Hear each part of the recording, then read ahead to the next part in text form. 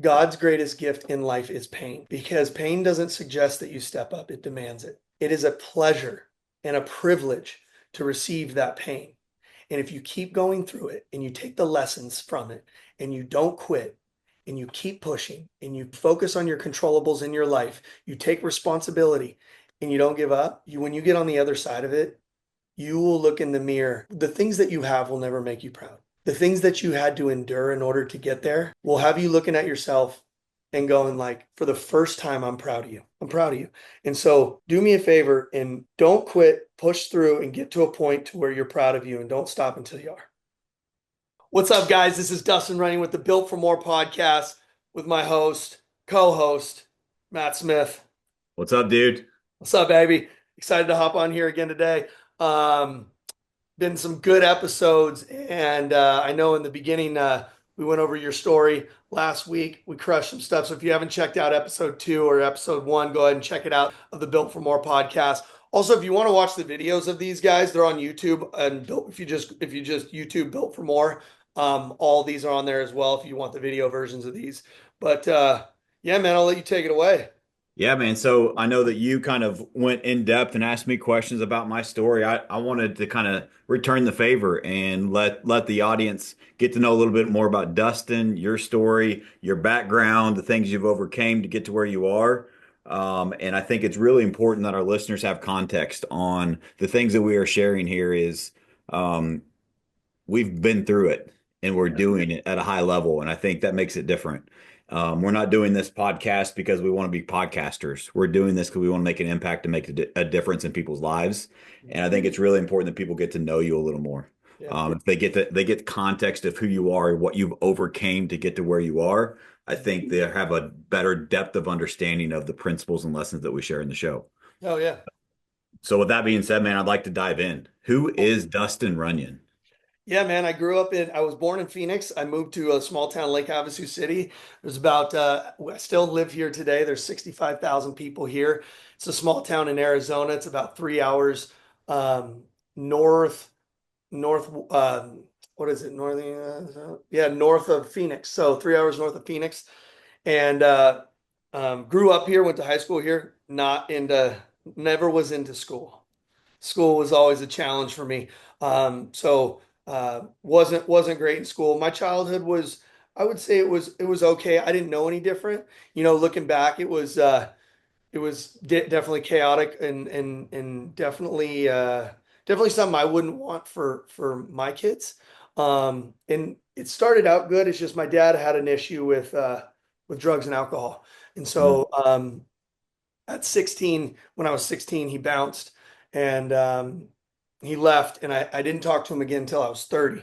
And it was one of those things I'm really grateful for this. And I don't know if you have these, Matt, but I call them South Stars.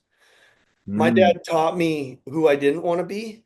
And yeah. so he he had trouble with drugs and alcohol, and but he worked incredibly hard. In fact, the hard work is what got him into drugs, was because had busted his back, and so he'd gotten into prescription pills and then alcohol pretty heavy. So he's pretty abusive verbally and both physically. And he would go months at a time and not talk to us. Mm, We lived in the same house, and for 6 months didn't talk to me. Um, and so when he left, there was this. I called him because I was going to move to Las Vegas because I played competitive baseball, and I was going to move to Vegas to go to a top high school out there. And in order to move states, you need permission from both parents. And so I called him because he's like, well, I want to know what he's doing. And I called him and I said, hey,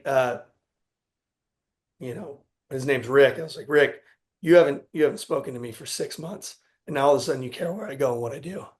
And he was like, it was the first time I kind of stood up to my dad, and he was like, you got a point. I was like, yeah. And that was the last conversation. And then at 30, I talked to him again, and we ended it very strong. But that was kind of my upbringing. I wasn't like the greatest kid either. I mean, I didn't like authority.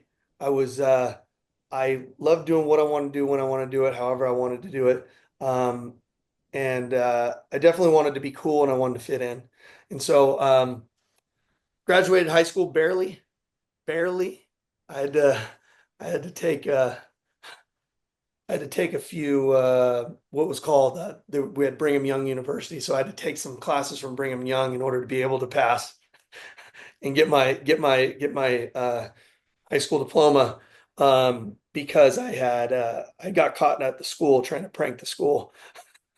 So uh, I rolled up to the school and me and my friends were partying and I'd rolled up to the school with eggs, wire welds, spray paint, everything, and got caught. So we got arrested for for pranking the school. So I got kicked out, and so to graduate, I had to take these certain classes. So I had a blast in high school. I loved it, but grades I graduated 333 out of 336. So I had a 1.6 GPA. And I realized, and this isn't a victim statement, but I realized later on is like I didn't fail school, school failed me.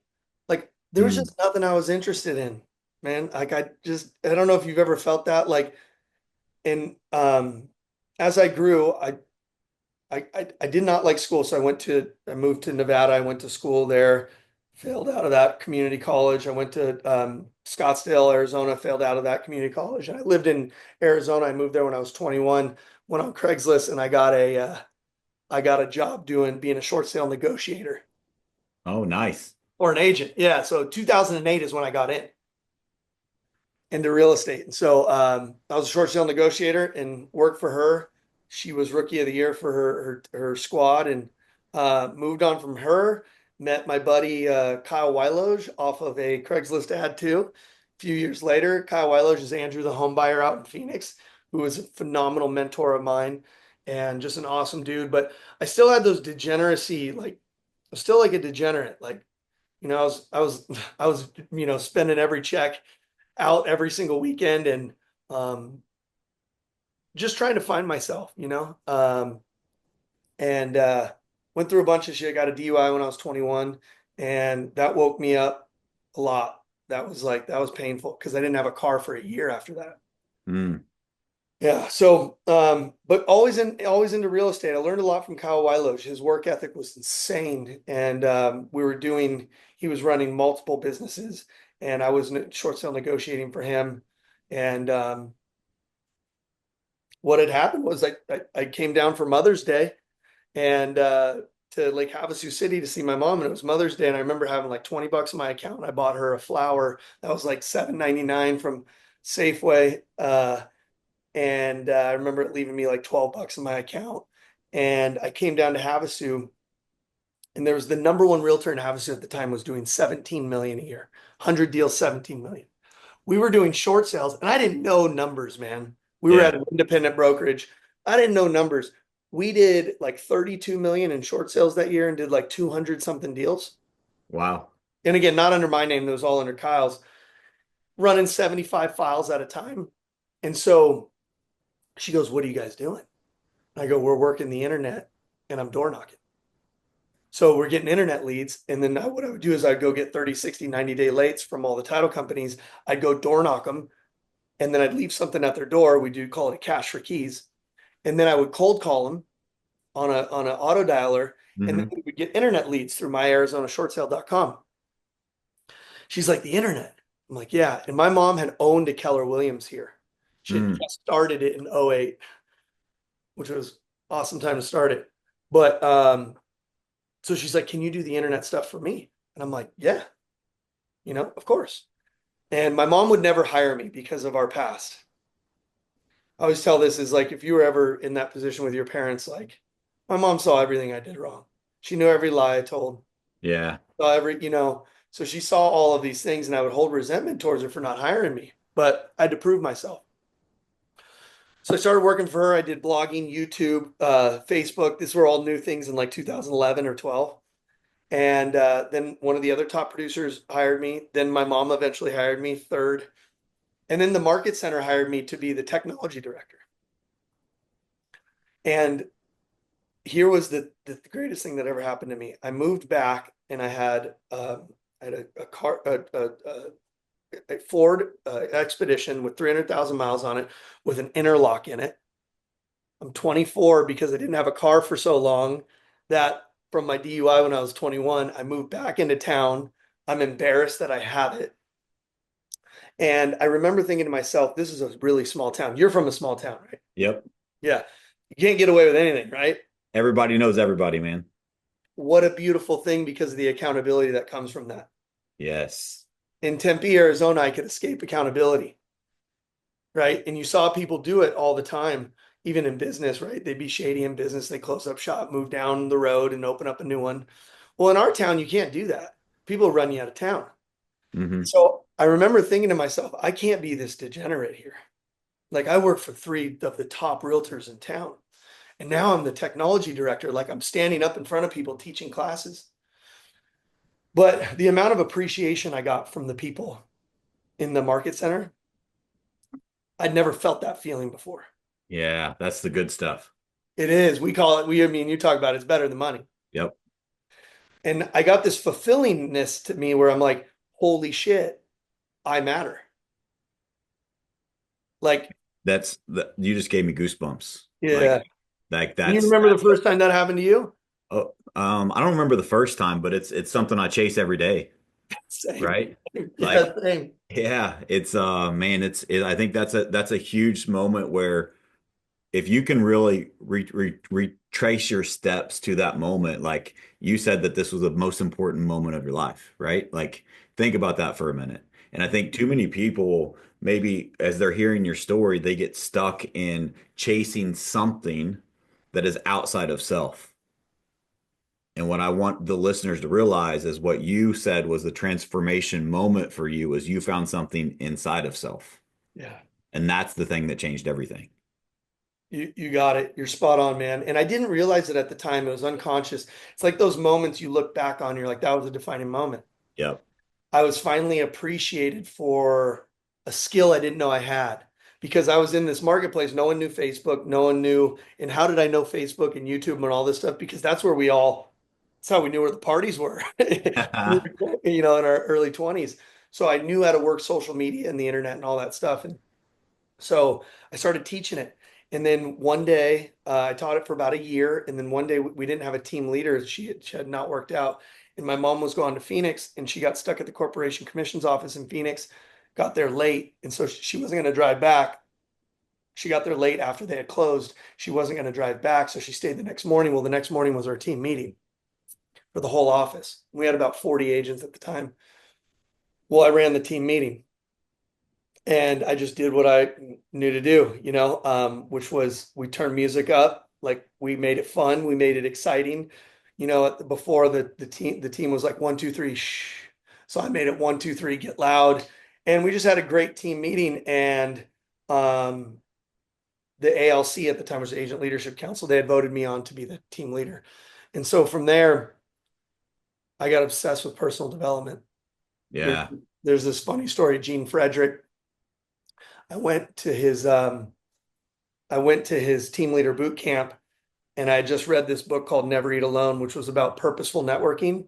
So I showed up an hour before the class, and an hour before the class, I meet with Gene. He's there early, right? So I get to talk to Gene for a free hour just from reading this purposeful For network. those of you who don't know, Gene Frederick is like a legend in Yeah. real estate for so many reasons. Yeah. Yeah. He was a legend over at Keller Williams, and he's the legend here at EXP. And guy was just a recruiting machine. I mean, dude, he recruited. He had 4 sheets of paper, and they had everybody's name on it, dude. He used no CRM. He used no. It was the guy He was recruits off a napkin, man. Like that's how he does it. It's he's a brilliant. wizard. Um, and so I show up, and he tells me he's from ASU. He went to ASU. I'm like, oh, dude, I've literally lived in Tempe for like for like 7 years, 6 or 7 years. He's like, oh, hell yeah. So he starts the class off. We're all sitting there. He starts the class off and he goes, all right, I'm going to be giving away John Wooden books today. John Wooden's one of my favorite leadership coaches. The guy goes off on John Wooden. I'm like, I've never heard of John Wooden. Who the hell that is? He goes, I'm going to ask the first question today. Where did I go to ASU? Or where did I go to college? And I raised my hand. I'm like, ASU. And I only knew that because I showed up early. Hmm.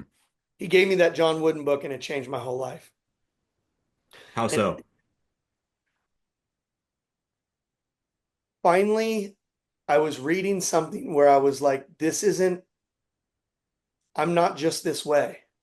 Like I can decide to be different. Yeah. Like this isn't just who I am. Like I finally started to see like why we do what we do and that we make decisions in our life and that we're not victim of our circumstances of our past, but like we can lead our life.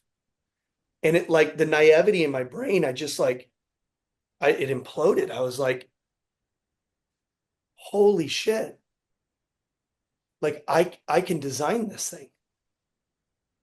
It's huge. And it was just like I get goosebumps now, but I'm like, and then reading became my thing. And I just I read 52 books in 52 weeks because in the book, and I just would do exactly what these books said, which I was like, I moved into a duplex by myself. I got rid of all my friends, and I spent like 2 or 3 years by myself reading. I wrote on my Dude, same. It's same. it's so crazy. Like you and I don't know each other like super well, but every time I hear you tell a story, and you had the same when I tell a story, it's like that's exactly the path that I went. I had friends from high school when I transitioned to say, I haven't seen you in 3 years. I said, that's been intentional. Yeah. I've been working on me. Like I completely disappeared. And Mhm. just I read at that point there weren't as many resources as there are today. So it was books. It was like finding blogs if you could find them, right? Like it was finding a way to learn and develop myself so that I could become better. And I Mhm. think that's a huge again, the same thing that you mentioned earlier is that like you found that fulfillment from within. Mhm. I think so many people are stuck in life because they're chasing external things. And one of the things that I share, and I shared this with your team yesterday, is that in our environment, what I preach every single day is all I care about is are you chasing the best version of you today? Mhm. Like whenever you can live life of how can I become better today, external things become way better, Yeah. right? And I want to go back to like you mentioned, like you read that book, and I think this relates to kind of your past. You read that book and something clicked in your brain that it kind of gave you power that you could build a life by design. It gave you like something clicked that like maybe this can be cliche, but maybe Dustin was built for more. Maybe Yeah. there's more that is possible for Dustin. And I think a lot of people, even if they don't do the intentional victims, that's not who I'm talking to. They're not listening to this show. But the people that maybe do fall into the victim trap of something in their past, like you mentioned with your father, right? Like things like that, a lot of us have a past. We all have a story. But what I want to give you guys the power from the lesson that Dustin shared here is what Dustin did is he used that as fuel to overcome. And so what I think is this human superpower is use your history, use your past to remind yourself of the person that you have become to overcome the things in your past. Where people get stuck is they play the victim of I am who I am because of those things. And that is true, but you get to choose who you are. Mhm. Are you better because of that? So I have a kind of a disconnected father story too. But I use that as that's why I am the father I am, Yeah. right? Instead of, well, I didn't have a chance and I'm just going to be an alcoholic and not be present in my kid's life either. No, I stopped drinking and my kids always come first. Mhm. Like literally, my 8-year-old told me this morning, I stayed an hour. He's got goosebumps. Yeah. I stayed an hour late because I didn't have any meetings this morning, which is rare for me. So I stayed an hour late with my kids because they're homeschooled now. You mentioned school system's broken. We homeschooled them because school system's broken, right? Mhm. And so I think I can teach better than the teachers. No offense, there's great teachers, but I want to teach my kids, not government. And one of the things she said before I walked out the door, she said, "Daddy, you're my superhero." Wow. You know, like that's the good stuff. And what I want to share with people is that if I didn't have a disconnected past with my father, I may not have that with my daughter. Yeah. But instead of using that as a why did I have that? No, that's why I get that moment with my daughter this morning. Mhm. And so I want to really connect those two because I think that's really the defining moment that I witnessed from what you shared is Mhm. that you kind of took your power back and you're like, wait a minute, I'm in control. I can do what I want with this thing I call life. Yeah. That's the big thing is like I'm in control. I felt like I was asleep for 24, 25 years and I finally woke up. And once I woke up, I was like, holy shit, I can I can turn all this into whatever I want, like you just said. Like my dad, I never have ever looked at my dad and said, "You're my superhero." And that your daughter says that to you is special. Yeah, And it's like she says that to you because of who you've decided to become, because you didn't play victim to the situations, circumstances, or events that occurred in your past. You took fucking responsibility for it and you say, I'm going to take this and I'm going to be somebody different because of it. that's right. And it became fuel. And so I always say my favorite song ever, and I played it. I don't play it as much anymore because I feel like I've healed from it, but was My Way by Frank Sinatra.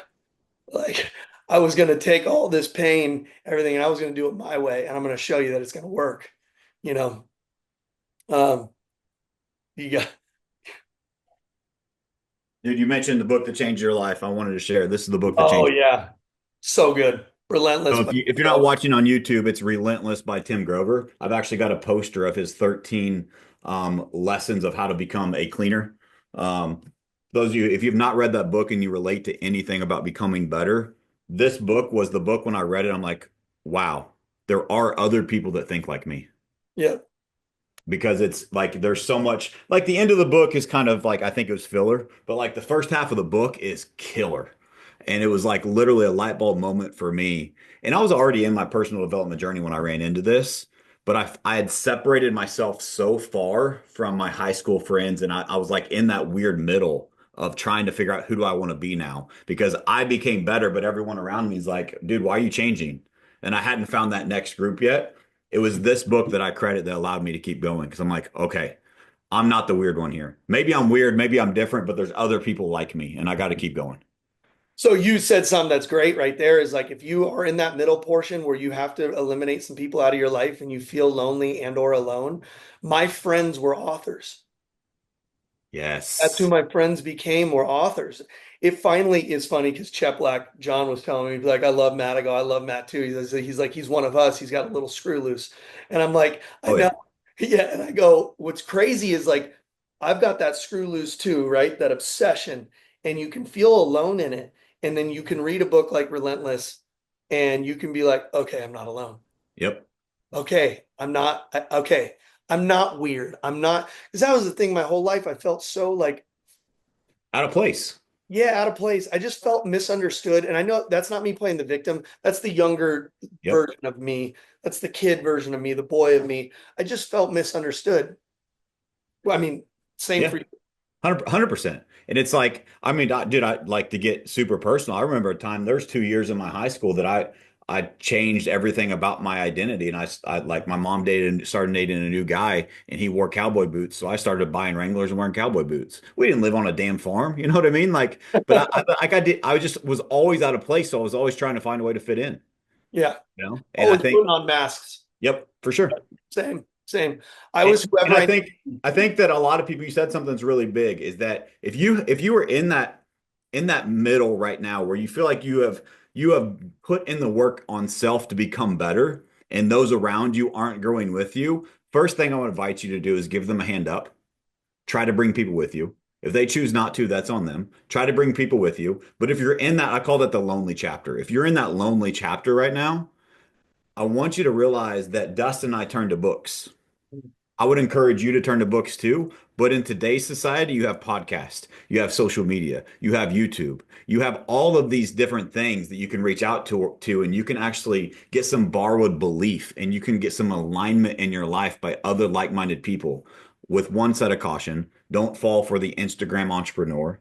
Actually find people that are real, that are proven, that are tested, that have actually built something with their lives. And then you can actually find people that are your crowd and it'll give you a shortcut to that next level. so good. It's so good. And you have to be willing. Here's what I'll find too. And those of you that you have, if you are in that middle chapter and you are moving away, you have way more resources than we had back in the day.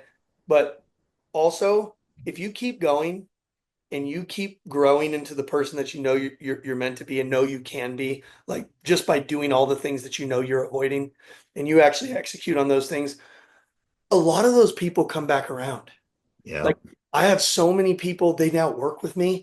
I have so many people, I'm partners with them on a deal. Like he's grown and taken over his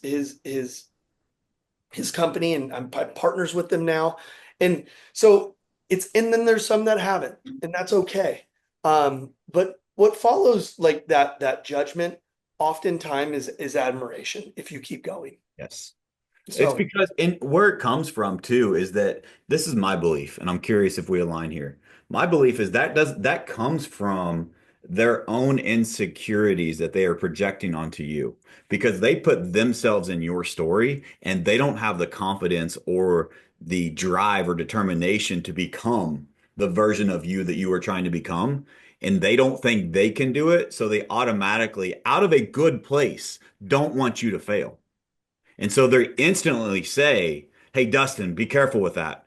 Don't chase your dreams. Be careful because what if you fail?" And like, I want to give people the encouragement to realize that that is a sign to me when I'm coaching people or I'm talking to people that no matter where you are in life, like I have these conversations a lot, especially with my team. And it's like, if you have other people in your circle, in your world that are telling you you need to slow down, that is the perfect sign that you're on the right track because normal is broken, average is broken. And so, like, I think a lot of people allow that for people to pull them down. And I just want to encourage you, if you're listening to this, the name of this podcast is Built for More.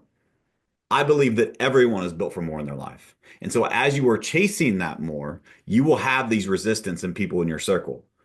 And so, just realize that that is probably a sign that you're on the right path. You just need to elevate your circle. And you can do that by bringing people with you or finding new people that are reaching down to help you. you got it. He's spot on. And to remember this too, there's two types of boundaries. There's mental boundaries and physical boundaries. There are people that I love and they're in my family, or they're people I'm around, and I set a mental boundary, which means I don't give any other words any cred, right? I don't take it to heart. They're like, oh, you need to slow down, Dustin. I go, I love you too, and I give them a hug, and I go, I totally understand, and I empathize with them. And they're harmless. They're rooting for you. They just, you're just a reminder of what they're not, right? And there's a little insecurity and that insecurity in them to because they've slowed down so much, they want you to slow down too. But then there's the people you need actual physical boundaries from. Like, I'm not going to spend any time around you. You're out. Um, and you'll know the difference between whether somebody is committed to making you feel a certain way or not. I wrote this a long time ago. And I wrote this back in like 2000. I forget when I was going through this journey, but I said sometimes the things that will be healing for you will be disruptive to others. Sometimes setting healthy boundaries for yourself will be interpreted as betrayal to others. Sometimes living your truth will bring out emotional immaturity out in the people you love. And sometimes something that makes sense to you and your story may be judged by others. And sometimes honoring you may feel like abandonment to them. Sometimes the decisions you make for your life that you understand will be misunderstood by others. Work on getting really, really, really comfortable in that space. Your growth can confront another's wounding. And for someone else who is unwilling to check in with themselves, it may mean that their commitment is to misunderstanding, gossiping, judging, villainizing you to protect them from having to put in the work they need to be putting in with themselves. Again, work on getting really, really, really comfortable with this and stop surrounding yourself with people you have to fucking explain yourself to. Unhealed people sometimes need to get in the way of you healing so they feel good about them not. And that's what you mean in your insecurities. Dude, that's so good. Yeah. And I wrote that in my journal and I saved it because it was like something I had to stick up for myself, in my own mind and heart, knowing And that no one else is going to do it for you. no one else is going to do it for you. You're spot on. I had to have my back before I could have anybody else's back. There you go. Yeah. And you Yeah. got to be comfortable in your own skin. And there's one way to do that. And that is well, there's probably more than one way, but you can't do it without this thing I'm getting ready to share. And if you want to be comfortable in your own skin, you have to build confidence in self. And it's really fucking simple. Keep the promises you made to yourself. And it's Become someone that can live in integrity with self. If I period. said I'm going to do it, I do it. I remember a quick story. So I've done 75 hard 5 times. And I remember it was the third or fourth time that I did it. A guy that used to work with me, great, amazing guy. He's a videographer, and he kind of co-hosted my podcast when we started. And we were talking about 75 hard, and I was on day, I don't know, 10, somewhere around there. And he's like, "Well, how's it going so far?" And I'm like, "What do you mean so far?" He's like, "Well, you're on day 10." I'm like, "No, I'm done. 75 hard has already been completed. The Oh, yeah. days just haven't happened yet." He's like, "Man, this is one of the hardest challenges in the world. Most people fail." And I said, "I'm not most people. I don't negotiate with myself." Mhm. And like I said that not in a cocky, arrogant way, but I earned that Mhm. because I became a person. And that's why I do it. I've committed to it every year for the rest of my life so that I don't lose that because I think it's a muscle that you have to continue to exercise. And I want to continue to evolve and continue to grow better. And 75 hard is great for like the physical transformation, but the mental transformation that you get, the mental toughness that you build by doing something like that for 75 days straight and not missing a day. Most people have not done anything difficult for 75 days straight in their entire life. Yeah. And I think so many people struggle with this growth. And the best gift that I can give you is to build confidence in yourself. And it's really fucking simple. If you say you're going to do something, you do it. Like that's the recipe. I think just so many people struggle with that, and they give themselves excuses or an out to not do the thing. Yeah, you don't trust somebody that doesn't, that when they tell you they're going to do something, they don't do it. And then the second time they don't do it. And the third time they don't do it. All of a sudden, even as if you love them to death, subconsciously, you're not going to trust them anymore. Yep. So why would you trust yourself if you keep betraying you? Like all prioritizing self is building a quality relationship with self. And the more it's like think of you as somebody else. If you have confidence in somebody else, it's usually because they do what they say they're going to do. They act in integrity. They show up when they say they're going to show up, right? They get results. If you start doing that with self, all of a sudden you're going to have more confidence in yourself. So good. Yeah. So, Man, let's get back to the story. yeah. So, I think that was really good. But I want to get back to your story. So, let's go back to you're now in this Keller Williams team leader role, Yep. right? You're doing that. So what's next for you? What does that I look like? get obsessed with personal development and I get into the Robbins organization, Robbins Research International, which is Anthony Robbins. My very first coach there, I started coaching with them. Um, so instead of getting a maths coach, I wanted to go in with Robbins and I got pretty deep in with Robbins learning NLP. So neuro linguistic Yep. programming, something that I studied for a long period of time. And the goal was to be a Robbins coach. So I went through all the programs and everything. And then I saw what you get paid to be a coach for, and nothing against Robbins, but just at the time they didn't have a great pay structure. So I didn't end up going through with being a Robbins coach, but I had learned a lot, and I had still had a Robbins coach, and I was throwing events here in town. But one mistake I made is I thought I ran the office. And this is what the unique thing is like I run the office. I'm the team leader. I run this Keller Williams office. Not like an ego way, it's just like I'm running the office, right? Sure. And I remember having this moment where, you know, I had resistance towards recruiting. Um, and recruiting wasn't something that like, because I was 26 at the time, the average age in our town is 57. It's the average because it's a retirement town. The average age of an agent is at the time was probably right around there too. So you get this 26-year-old kid who doesn't know doesn't Yep. know shit. And I'm trying to recruit these top agents. Well, I quickly realized that you do not run the office. So any team leader out there, like you're in charge of a few things, but I will tell you the number one thing that you need to be in charge of is recruiting. And once I surrendered to that, and it took me about a year, once I surrendered to that, we went from 40 agents, and when I left, we had 200 agents. We had scaled to two separate, so we had three locations. Because I couldn't get any of the veteran agents to roll with me, I opened up a real estate school and I started licensing agents and just funneling them into Keller Williams. Now it's cool to see because like the top 20 agents in our town right now, I mean, 15 of them went through our school. Yep. So it's cool. Um, and so that was the big thing that was fighting is like it's usually the one thing you're avoiding is the thing that'll get you to that next level. And I constantly am met with that every day, even today. I'm always looking at what's the thing I'm avoiding? What's the Yeah. thing I'm avoiding? And so yeah, I just got obsessed with personal development. I got obsessed with communication, which is what a lot of NLP was. And What a lot of leadership is, is communication, your ability to communicate effectively, a vision, a mission, your value structures, and then really living them out. Um, and Keller Williams taught me a lot, taught me about training and education, how important that was. And it was a phenomenal company. But as we got towards the end, me and my mom didn't really share the same values with regards to business. And that's okay. And so we had to part ways. And here I am again. I'm 30 now. At the time, I just grown this whole company. I own 0% of it. And I'm by myself again. Mm, Um, and so luckily I had my amazing wife, and she's like a ride or die, man. I mean, just like one of those people, like I have to work hard to be happy. She is joy.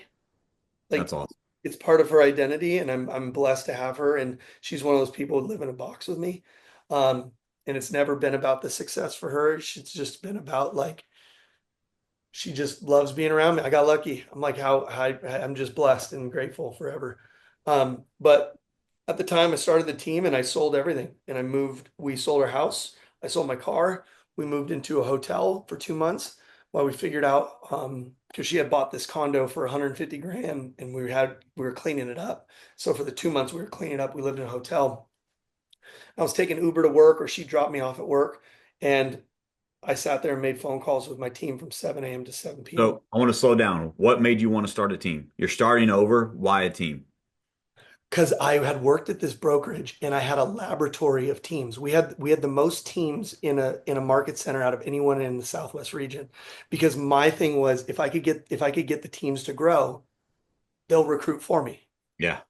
So I'm like, so I really supported the teams, but I got to see what mattered and didn't matter. Mm, What these team leaders focused on, what was important and not important, and how some of them would change up the vision like every 4 months, change up the strategy every 4 months, how some of them would use money as a way to um, fill the void of a lack of leadership, of how some of them never focused on recruiting. They wanted to only have two or three or four agents, but they wanted it to be the Navy SEALs. And so I just had this laboratory from the past 5 years that I'm like, there's nothing else I know more than real estate teams. And really? you know this. I was frustrated from preaching it for the past 5 years and only like 15 to 20% of the people executing on it. So now I'm like, I'm going to show you exactly what I was talking about these past 5 years. I'm going to show you how it's done. There we go. And I had looked at so many P&Ls and seen so much stuff that I was like, I have to do this. Like, and I love serving and I loved coaching. Um, so it was like, okay, in the brokerage, I wasn't paid directly indicative of how much I helped somebody. I was paid on recruiting and I made great money. I was making multiple six figures. But with a team, I'm like, I saw the checks that were coming in. Yeah. They were much bigger than the brokerage checks, you know? So that's why I started the team, and I really wanted to impact, and I saw a void in our market and I was like, I can do better for agents. Like I know I can. Well, you saw what other team leaders were doing, and you were the one that was coaching and training them, and you were seeing the gaps that they still weren't executing on that you Dang, felt you could fulfill. Yeah. dang, that you hit it spot on. I'm like, I can fill this void. There's a void here in our market, and I Exactly, dude, that's exactly where my team started. That's how I really, knew. Yeah. Yep. this is nuts. You saw the same. I saw that. I mean, this is going to sound arrogant, but I just thought I could do it better. Yeah. And it really helped me whenever I did that and everyone told me it wouldn't work. I'm like, thank you so much. Yeah. That's Right. fuel for us, right? Yep. Like we need Yeah. that. Like you think by the way, when you have someone who is out of their mind obsessed, just know if you're trying to like knock them down by telling them that what they are looking to do is going to be very hard for them to do, know that you just gave them fuel. You Dude, made it I really remember clear for every them. single person that has done that for me. Yeah. And I have vowed the next if I run into them again, most of them aren't in my life anymore, right? But if I run into them again, instead of being angry, I'm just going to go up to them and say, "Thank you so much. You don't realize how much you helped my daughters live the life of their dreams." Yeah. Yeah. I meet them with love, baby. That's right. All day. Um, So I knew, and I had this thing, like I found my thing, and my thing was, I always say business saved my life because I Mhm. found something that I was decent at, that I got appreciated for, that would like fill my heart. And I'm like, my job is to lead. Like that's my thing. Man, that's so funny you said that. I wrote this down way earlier, and I wasn't sure how I was going to bring it back, but I think this you just did. So you said competitive baseball. I think when people play competitive sports, it does something to a human. And I think it prepares them to live a successful life. And so I'm curious, do you think you're playing competitive baseball help propel you and prepare you to be elite and competitive at the sport of business? Yes, a thousand percent. And here's, I always wanted to, I never wanted to beat you. I wanted to take your head off. Like, and that was always my thing. Like, there's a good speech that a professional, an NFL professional, a football coach gives. He goes, everybody's got dreams, right? Everybody's got dreams. And we have the dream of winning the game, the dream of becoming the most, the dream of becoming this. He goes, I'm into fucking nightmares. Hmm. He goes, my job is to turn your dream into a nightmare. And so when it came to competitiveness, that's how I was. And this one was crazy. I played competitive ice hockey too. I was never the best on the team, but they always gave me the C for captain. And I don't know why. And so Yeah, as you I do. grew up, back then I didn't though, Sure. right? I was so young. And then I'm like, okay, I could bring the energy, I could bring this, I could bring all these different things. And I go, in business, I could get, this is where I could really, okay. This is a Yep. playing field that's a different playing field. I don't gotta be tall, I don't gotta be fast, I don't gotta be whatever. And it saved my life. And so um There's a couple principles I want to share in that yeah, competitiveness. If you're in business right now, number one, it's a simple framework, 100-0. so good. 100 to 0. I don't want to beat you 1-0. I don't want to beat you 10-0. Mhm. The mercy rule in sports where you're up 10-0 so the game's over is fucking stupid. Stupid. I want to demolish you. I don't, it's not a competition. Like I want to win by so much there is zero shadow of a doubt who was better. Mhm. And I don't know where that comes from, but I call that the dark side. Just like I said, I've got receipts of everyone that told me I couldn't, or like I've got a story of a family member. I made a social media post on this, and maybe I need to tell this story more. But I remember when I started in real estate, I had just come out of, for those that listen to episode one, I had just come out of like very, very traumatic personal situation in my life, and I got into real estate. I was so behind on bills, I was broker than broke. And I remember I got my real estate license. I ran into a family member, and I said I was excited. Hey, I got my real estate license. Their immediate response, they laughed in my face. So what are you going to try to be a millionaire? Yep, I am. Thank you. You just gave me a new target. Yeah. Guess who the first call was to whenever I became a millionaire? Yeah. They I still love have never said congratulations, by the way. Yeah, they don't need to. They Yep. don't need But to. but that dark side, my point being is that dark side can be your best friend in those dark moments.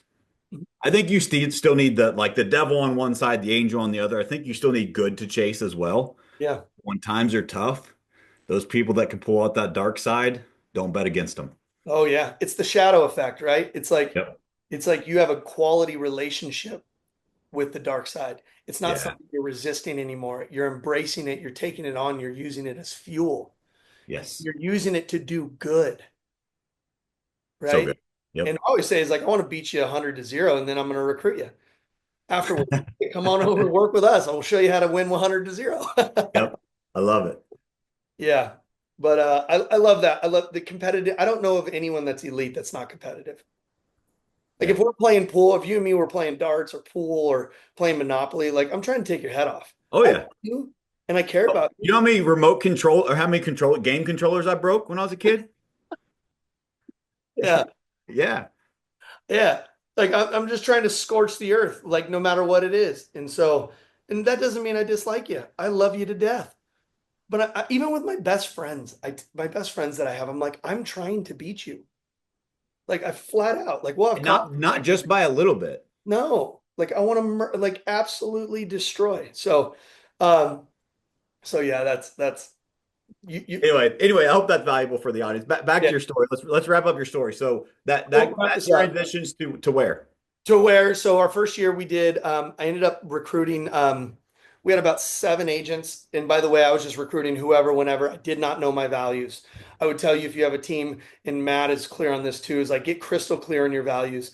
I Yep. was just taking on whoever, whenever, because I was in survival mode.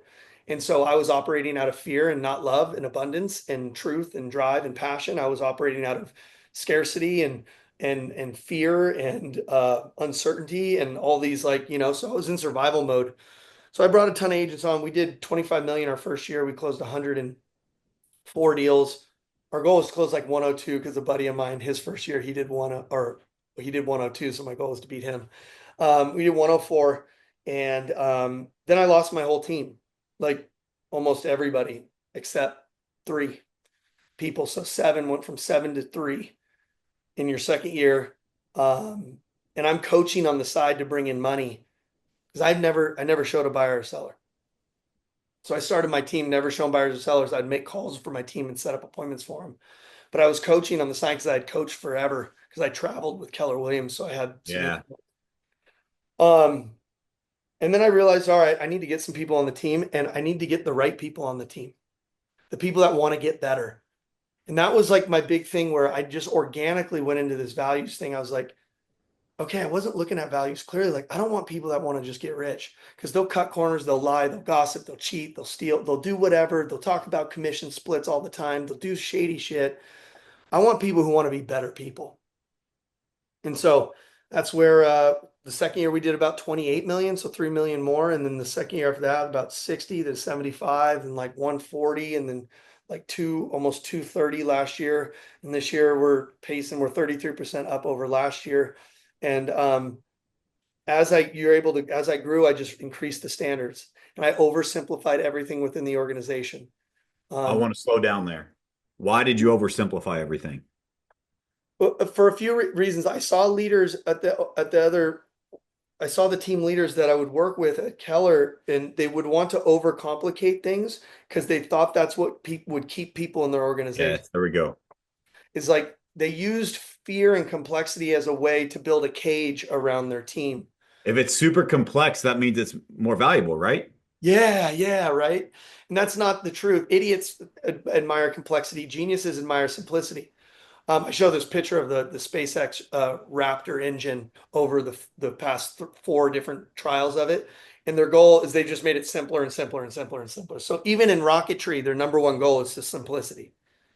What I told, so I get this. My own personal business. Like dude, I'm a 99D, right? Like, so I'm just a driver, and I'm constantly pushing, and I'm constantly innovating, trying to find what's next and what's new. And so that gets in my way sometimes, right? I've learned to kind of control it a little bit, but still today, I've been like, there's things where I just lose focus. But I've added so much complexity over the years. In the last 2 years of my business, like I've not added anything, and I've removed almost everything. That's And I that's think I think too many people get stuck in that they want it. So I say this in coaching all the time when I'm on a coaching call, is if you're looking for an overcomplicated thing that looks really sexy and you think should cost you a lot of money, I'm not your guy. But if you're looking for somebody that can oversimplify something so you can do the next right thing right and get traction in your life and your business, then I am your guy. Yep. As I think simple scales, I think complex, like scale brings complexity all by itself. If you add complexity to your business as you're trying to grow, good luck. You're going to get lost. You have to simplify. You're absolutely spot on. I have this rule. If you coach with me, it's like if you're going to add something, you got to delete 3 things. So if you're going to add something, you got to get rid of 3 because you're right that we overcomplicate this because of weak leadership. Mm, Weak leadership. You don't want to work as hard. You don't want to act in integrity. Your shit doesn't align with the values here. So you try to buy influence from your people, and influence can't be bought. so good. It can't be bought. It has to be caught by other people through your behaviors.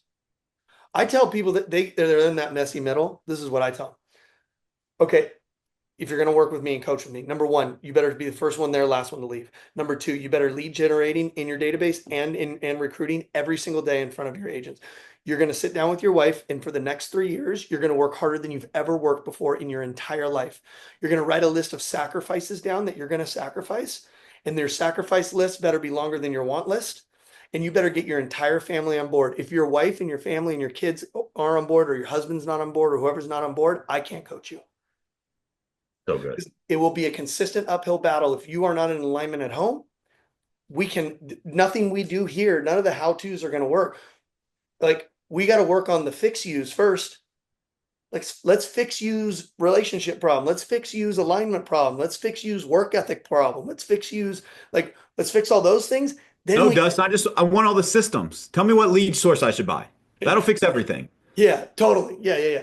Yeah, it's like giving a guy who doesn't swing never swings the bat, giving him the best bat in the world. Yeah, You're going to hit home runs. so I got to good. get you swinging the bat like 1,000 times a day first, and then once you do that, I'll give you the system. Dude, it's so crazy because I have similar conversations with coaching clients. Thanks for the accountability that I can be more direct because they deserve it. Yeah, But like I made all those mistakes, right? Everything you mentioned, like I'm like, yep, I've done that. I've learned from that. yeah. Um, and one of the things that like I think is really relevant is we've got legacy agents on our team, and so it's like three buckets. It's loyalty; they've been on the team 2 years or longer. Production, they produce at a certain level consistently or higher, and they contribute at a high level. And if they fit those three buckets, they classify as a legacy agent in an organization. And so I meet with them privately for one-on-ones, and we had a private, most of them on our $1 million club that we have for those that produce 1 million or more a month. And we did a mastermind with the $1 million club. Guess what? I spent an hour going over with them.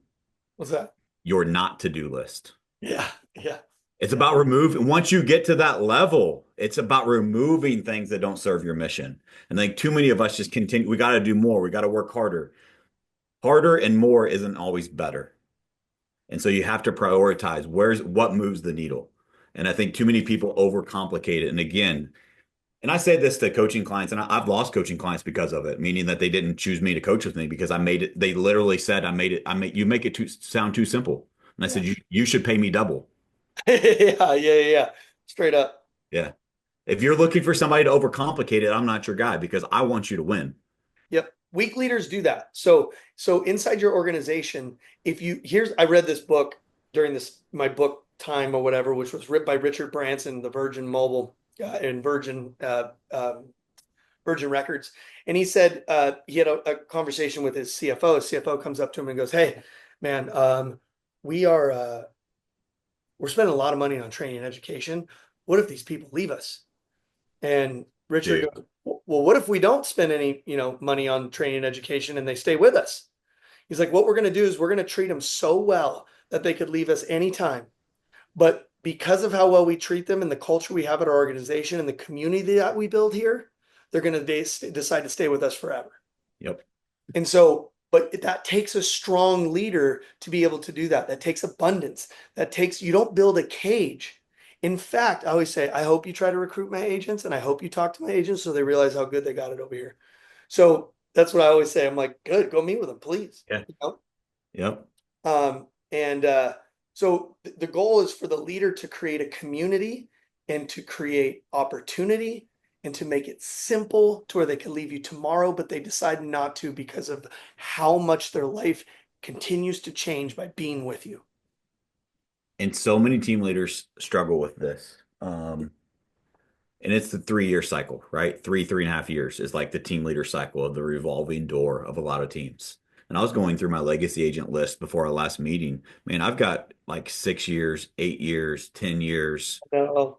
And I mean, I'm not perfect, right? I've evolved and I've lost some amazing agents just because of my leadership skills. But I've learned over the years that like majority of the time, if I didn't ask them to leave for cultural reasons, the reason they left was because I was not the leader that they needed.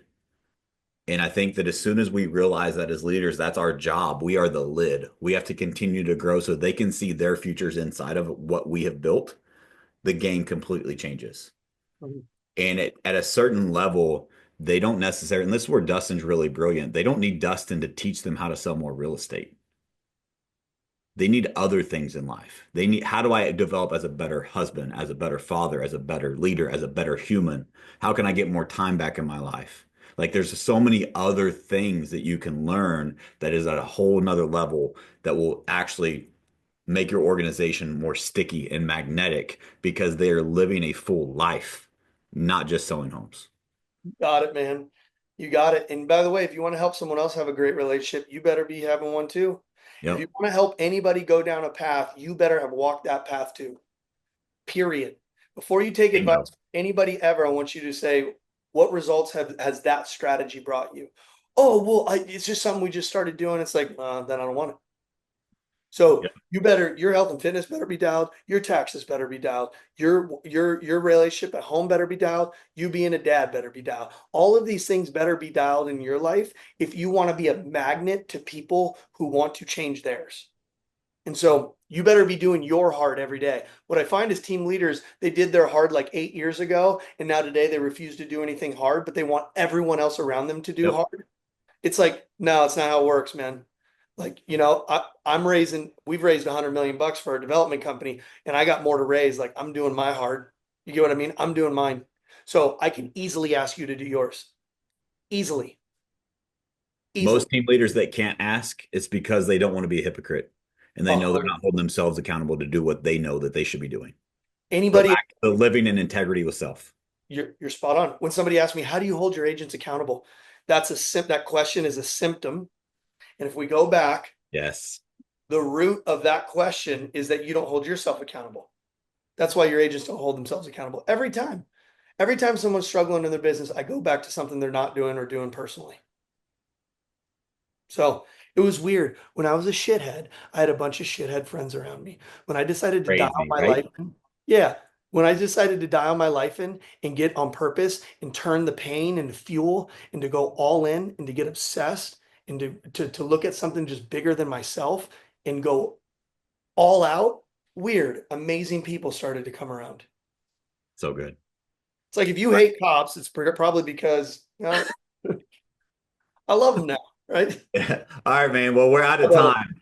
Dude, close us out here. This was a great story. What for somebody that listened to your story, and I know they're inspired, it inspires me. Mad respect to you. So much love for what you've built, who you are as a person. You, because I'm around you, I am better, and I can't thank you enough. Leave the people with something that will make them better. It's a final thought for you. Final thought. If you are going through hell and if you are going through something painful or something difficult, that is a gift from God. God's greatest gift in life is pain because pain doesn't suggest that you step up, it demands it. It is a pleasure and a privilege to receive that pain. And if you keep going through it and you take the lessons from it and you don't quit and you keep pushing and you focus on your controllables in your life, you take responsibility and you don't give up, you when you get on the other side of it, you will look in the mirror and you will not it won't the things that you have will never make you proud. The things that you had to endure in order to get there will have you looking at yourself and going like, for the first time, I'm proud of you. I'm proud of you. And so do me a favor and don't quit, push through and get to a point to where you're proud of you and don't stop until you are. The mic drop, man. So good.